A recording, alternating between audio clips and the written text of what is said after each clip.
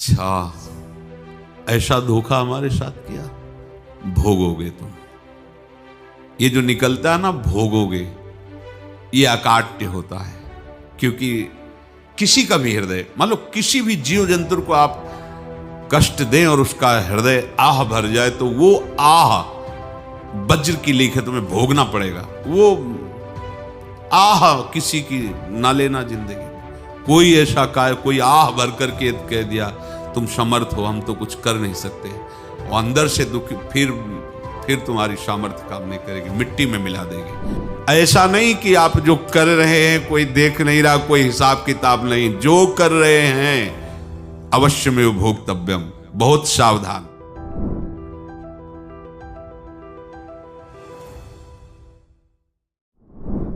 जीव स्वयं नित्य निरंतर कर्मों के जाल को रच रहा है और अपने आप को बांध रहा है।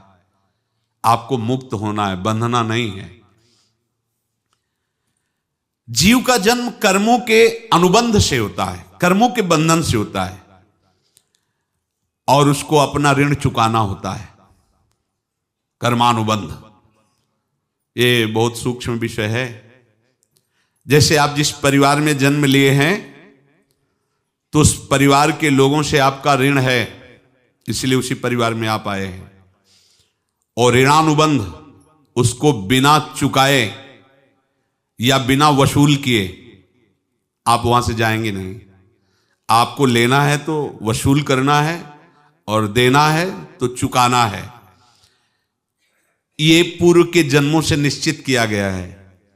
जैसे किसी के यहां पुत्र हुआ, जन्म से ही पैसा खर्चा शुरू हुआ, जो बड़ा हुआ तो उद्दंडता के द्वारा मार पूरे परिवार को क्लेश पर क्लेश देता चला जा रहा है। ये तुम्हारे कर्म का फल है। या ऐसे शक्तिहीन बुद्धिहीन ऐसे पागल पूरे जीवन सेवा करो, तुमसे अपना हिसाब चुकाने के लिए वो आया है। अब परिवार के जो सदस्य जुड़े आके, मतलब पत्नी आते ही पूरी हृदय में आनंद, परिवार में आनंद, और जीवन भर वो आनंद ही सुख देने के लिए उसका जन्म हुआ। वो अपना ऋणानुबंध मुक्त, और आते ही भयंकर क्लेश खड़ा कर दिया, बीच में दीवाल और झगड़ा वैसा, फिर अतरे दिन मारपीट शुरू, कलह अशांति, पूरा जीवन नरक हिसाब करने आए। यहां ऋण चुकाए बिना कोई जा नहीं सकता, ऋण चुकाना पड़ेगा। किसी का ऋण वसूल करना है तो किसी को ऋण चुकाना है, दोनों काम करने होते हैं। अनेक जन्मों में अनेक लोगों के साथ हमने जो बर्ताव किए हैं, अच्छे या बुरे, वो होंगे। अब किसी आदमी को हम जानते नहीं, अचानक मिला, अचानक टक्कर लगा और मार पीट गाली गुप्ता सब कर दिया, चुपचाप सह लो। क्यों? ये आपका हिसाब है, पूर्व का हिसाब। हमारा उससे कोई द्वेष नहीं, कोई संकल्प नहीं। अचानक घटना घटी और हमसे द्वेष करने लगा, हमें पीटने लगा, हमें गालियां दे, ये हिसाब है, चुपचाप सह जाओ। अपने घर का भाई ही भारी दुश्मन बन गया और क्लेश दे, हिसाब है। एक प्रभुदत्त ब्रह्मचारी जी की वाणी में पढ़ा था, एक महात्मा जी भ्रमण करते थे, तो उस समय असरफियां चलती थी, मोहरे असरफियां, तो उनको भेंट में देते लोग। तो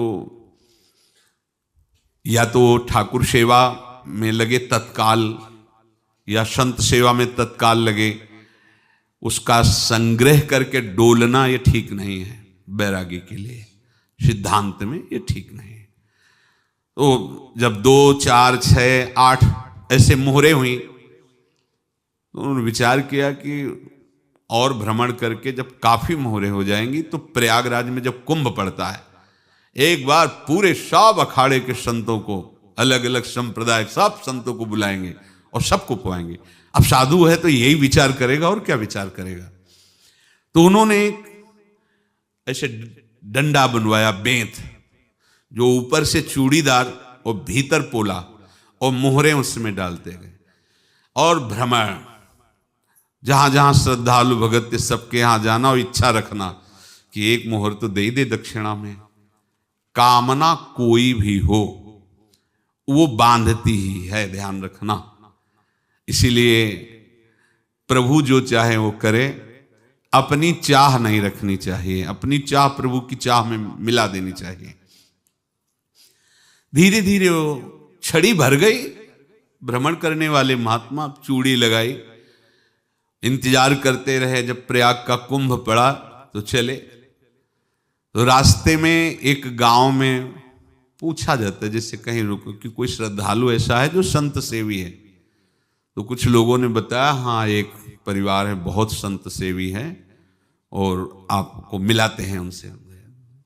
हाँ ये महाराज घर में रुका, खूब अच्छा हलवा पूड़ी पवाया और जो घर के मालिक थे चरण दबाए। चरण दबाते दबाते उनकी दृष्टि पड़ी उस डंडे पे। इतना मोटा और ऊपर से कुछ चूड़ी सी भी नजर आ रही, इस डंडे में तो कोई रहस्य है ही है।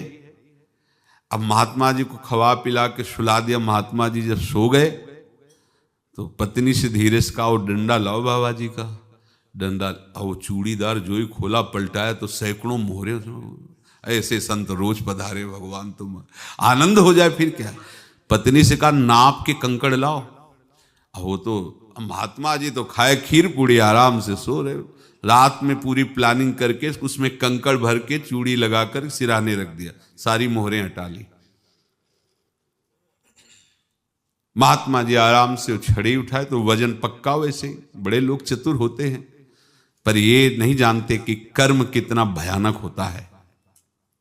और उनकी कोई संतान नहीं थी, पर धन में इतना प्रेम उनको था। बहुत सावधान। साधु महात्माओं के पास जो अर्थ है, गृहस्थी अगर आता वहीं से है, पर अगर उसको जोर जबरदस्ती या किसी छल कपट से, तो वो उसका विनाश ही करता है। आज तक का प्रमाण है।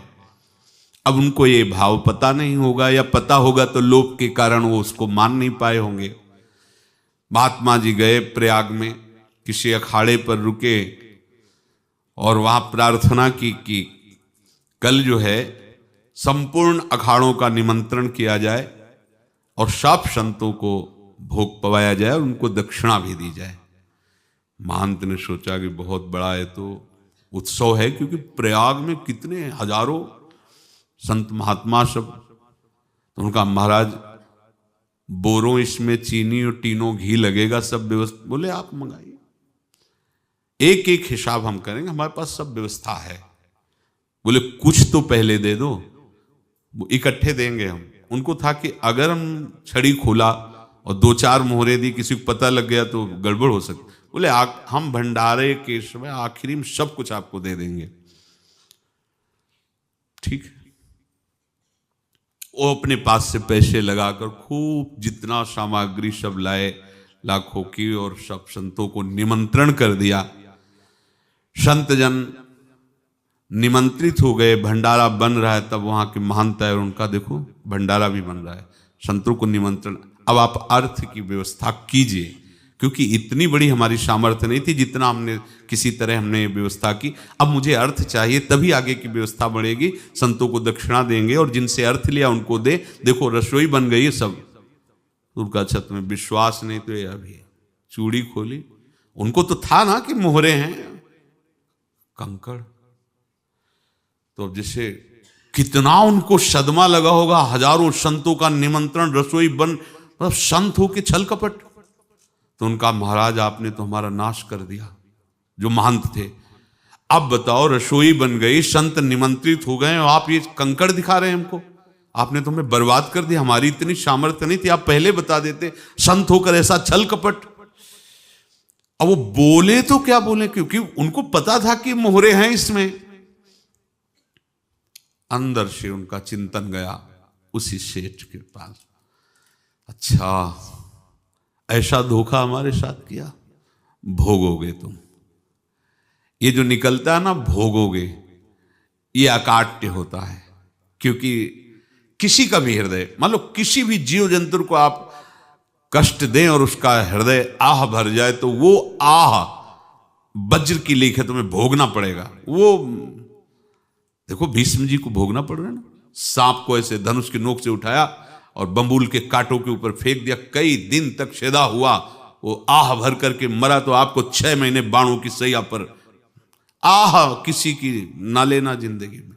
कोई ऐसा कोई आह भर करके कह दिया तुम समर्थ हो, हम तो कुछ कर नहीं सकते, और अंदर से दुखी, फिर तुम्हारी सामर्थ्य काम नहीं करेगी, मिट्टी में मिला देगी। फिर ये तो संत थे और भगवत आराधना के लिए, संत आराधना के लिए ही ऐसा किए हुए थे। अब इनका कैसे मुंह दिखाएं, अब क्या करें। सुबह संत जन आएंगे, सबके बीच में हमारी कि देखो इन्होंने, अब क्या करें। गए और संगम में जाके छलांग लगाई, अपने प्राण त्याग दिए। अब उनके तो पास मोहरे थी और व्यापार बढ़ा, और 9-10 महीने बाद ही लड़का हुआ। अब तो उनको कि संत फलीभूत हो गया। देखो व्यापार चल रहा, लड़का नहीं होता था, लड़का भी हो गया, बड़ा आनंद छा रहा है। जब से वो प्रकट हुए और धन की वृद्धि शुरू हो गई, पढ़ाई लिखाई में उनके खर्चा हुआ सब, बस बीमारी शुरू हो गई उनके शरीर में। अब उसमें पैसा जाना शुरू हुआ। इतने आसक्त तो वो दोनों हो गए कि कुछ भी हो, व्यापार ठप, संपत्ति बेचना शुरू।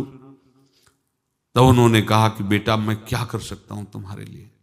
बोले हमारी अंतिम इच्छा है, प्रयाग चलो, और जितने प्रयाग में संत महात्मा सबको एक बार भंडारा करवाओ, हमारी इच्छा अंतिम है। क्योंकि अंतिम यही इच्छा थी। तो बोले अब ज्यादा संपत्ति तो नहीं रह गई, तो बोले घर बेच दो, मेरे लिए ही तो है, बेच दो।